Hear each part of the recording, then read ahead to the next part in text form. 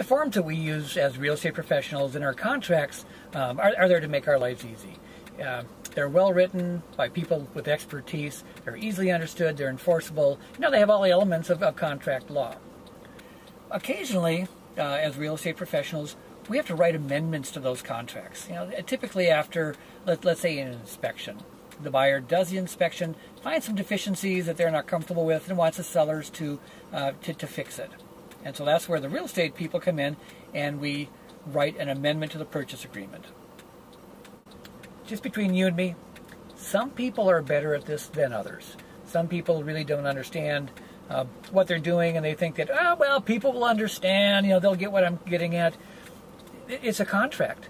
It has to be enforceable. It has to be specific. There's all the elements of contract law have to be in place in order for it to stand in court. And because everything that we do at some point could go into court or go into arbitration or some type of system where a third party will determine whether or not this is enforceable contract and who gets what. So earlier this week, one of my agents, Brenda, and Brenda rocks, by the way. I can't say enough good things about Brenda. She had an issue with, based on an addendum that was written from an inspection. And I think what the intent of what the selling agent wanted was to have some type of a polyurethane coating put onto the hardwood floors in the kitchen so their dogs wouldn't scratch the floors. What she wrote, well, hey, here's what she wrote. A pet-resistant treatment will be applied to the floor. A pet-resistant treatment will be applied to the floor. I've got no idea what that means.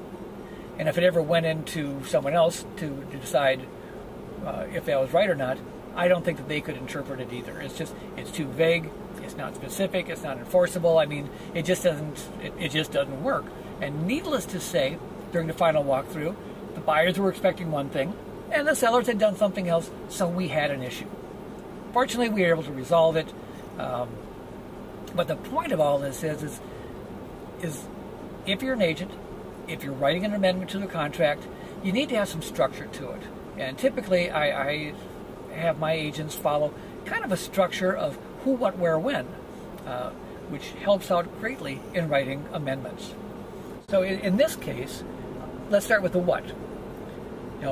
Seller agrees to apply 4 coats of Glidden high-traffic polyurethane, so that's the what. Where? To the kitchen hardwood floors and the entryway hardwood floors. That's the where. Who? By a licensed professional, or a certified contractor, something that specifies who it is and what their qualifications are, and when. 72 hours prior to the close.